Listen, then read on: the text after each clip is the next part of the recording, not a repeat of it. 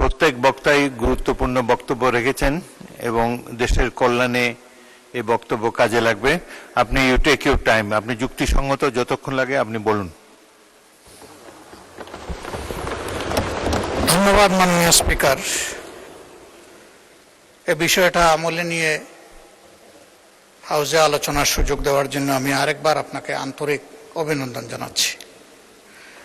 এ পর্যন্ত যে কয়জন মাননীয় সংসদ সদস্য কথা বলেছেন তারা আমাদের সকলের প্রাণের কথাগুলোই বলেছেন।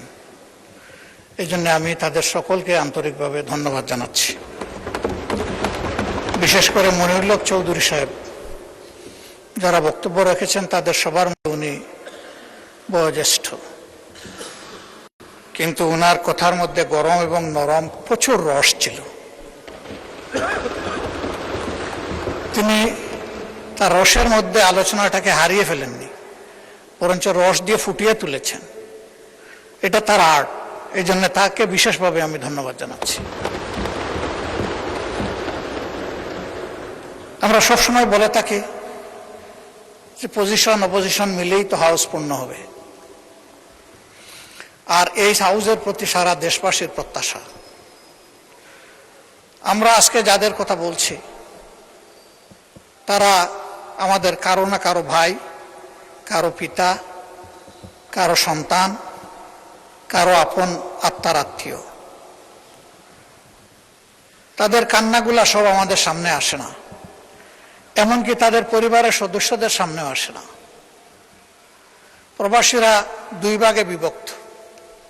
একটা অংশ যারা কার্যত রুজি রোজগারের জন্যই পা বাড়ান, এই পর্যায়ে এশিয়ার প্রায় সবগুলা দেশই পড়ে, সেখানে তাদের নাগরিকত্ব পাওয়ার সম্ভাবনা খুবই ক্ষীণ। অল্প কিছু সংখ্যক ভাগ্যবান মানুষ যারা ইনভেস্টর ক্যাটাগরিতে হিউজ পরিমাণ ইনভেস্ট করে সেখানে তারা একটা স্ট্যাটাস পান, কিন্তু তা হাজারও একজন হবে না, এ সংখ্যা আরো কম। বাকি সকল আমরা তাদেরকে শ্রমিক বলি, আমি শ্রমিক বলতে নারাজ। তারা সবাই শ্রমিকও নন আসলে। এর মাঝে বিভিন্ন দেশের গুরুত্বপূর্ণ জায়গায় কর্মকর্তা হিসাবে অনেকে দায়িত্ব পালন করেন।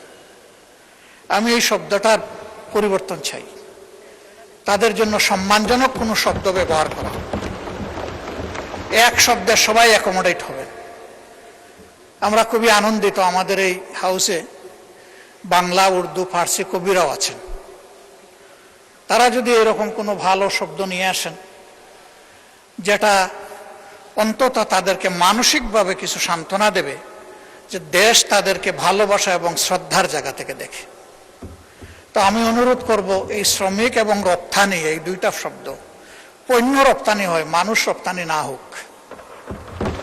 এটাকে একটা সম্মানজনক জায়গায় আমরা নিয়ে যাই। মাননীয় স্পিকার, যারা বিশেষ করে পশ্চিমের দেশগুলোতে যাচ্ছেন তারা সাধারণত ফিরে আসার নিয়তে যান না, তারা যান সেখানে থেকে যাওয়ার নিয়তে। এর মধ্যে দুইটা ক্লাস, একটা স্রেফ ভাগ্য অন্বেষণে আর একটা তারা জ্ঞানের অন্বেষণে। জ্ঞানের অন্বেষণে কারা যায়? দুই ধরনের মানুষ। যাদের ফিনান্সিয়াল এবিলিটি আছে পিতামাতার, তাদের সন্তানরা যায় নিজ দায়িত্বে নিজ খরচে।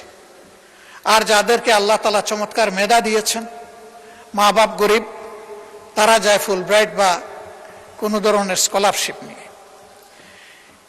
এই দুই শ্রেণী আমাদের অ্যাসেট। তারা সেখানে শিক্ষা নেওয়ার পরে ওই সংশ্লিষ্ট দেশগুলোতে সার্ভিস দিচ্ছেন।